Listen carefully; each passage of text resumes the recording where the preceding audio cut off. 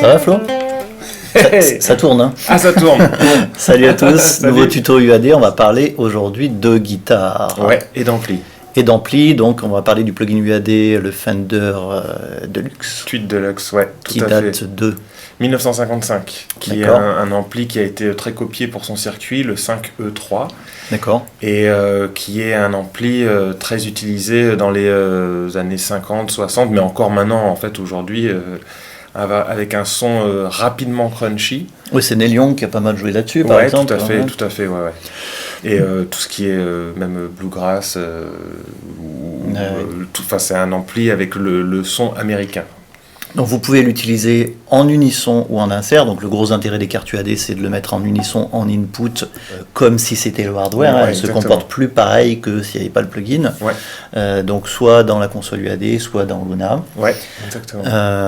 Et ce qu'on vous propose, c'est tout de suite quelques extraits audio. Ouais, c'est ça. Et je après, vais on jouer rentre un petit peu dans l'interface du plugin. Ok. C'est parti, je vais muter ma piste.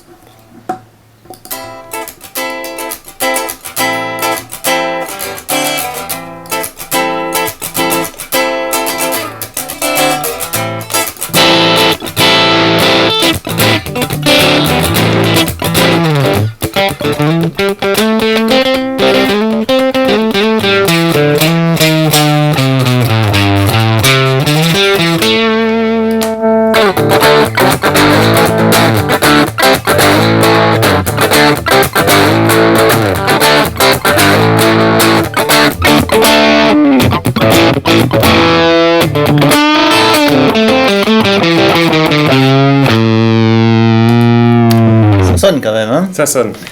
Excellent, donc on voit qu'il y a une palette de couleurs autant en son clair qu'en disto, Ouais, exactement. qui est assez large finalement. Exactement.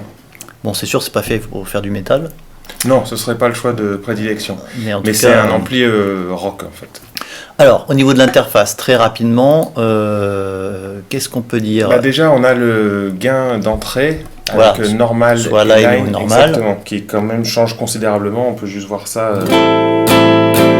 Ok. Voilà. Ok. Ici, il y a différents types Alors de. ça, c'est trop bien parce que ça permet de choisir comme si on démontait physiquement dans l'ampli et qu'on remettait un nouveau haut-parleur. Ouais, Et donc, on a 3 haut-parleurs de disponibles, mais là, du coup, en un clic. ouais. Et ils ont évidemment une couleur différente, ce qui fait tout l'intérêt.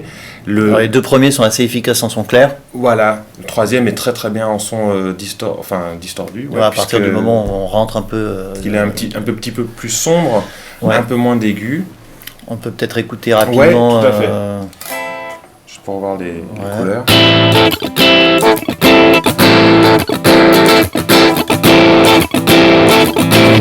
Alors évidemment, ces réglages-là aussi vont avoir un impact direct Oui, en fonction du câblage qu'on aura fait ici. Alors, Hein. déjà le bouton tone, lui, il est indépendant, c'est pour régler La tonalité, la donc couleur. plus ou moins brillant ou dark, hein, Exactement. comme sur une guitare. Ici, on a deux types d'entrées, soit micro, soit instrument. Ouais. Donc l'entrée micro, normalement, si on écoute, on devrait avoir un son un peu plus grave plus et un sombre. peu moins brillant. Tout à fait. Donc un peu je vais baisser ma piste. On monte un peu ton volume peut-être. Non, faut que tu Ah oui, montes parce qu'on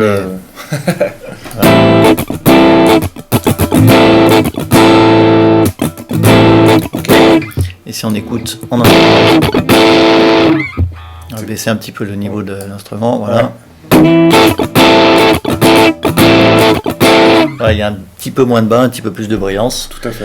Donc c'est au choix, soit l'un soit l'autre, ou les deux. Hein. Si vous maintenez votre souris sur le petit câble en appuyant sur commande, eh bien on va pouvoir avoir un mélange des deux. Donc ça c'est intéressant. Un câblage en Y. Voilà, un câblage en Y. Et si on fait le même câblage en haut, eh bien on a simplement 6 dB d'atténuation.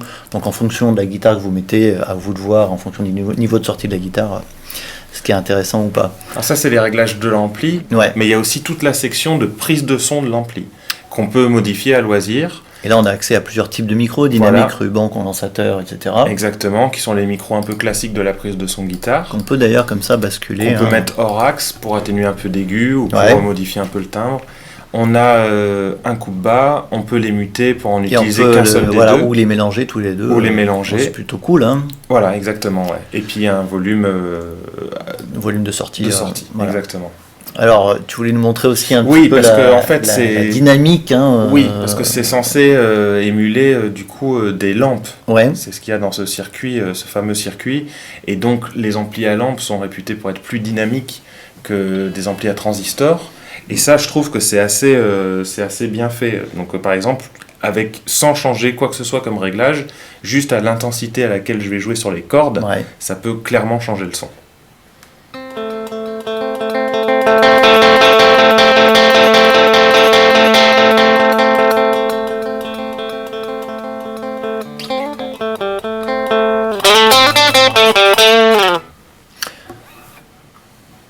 Effectivement, là, on n'a rien touché au réglage du plugin. Non, c'est juste le jeu en fait. Juste l'intention Donc, du jeu. Exactement, ouais.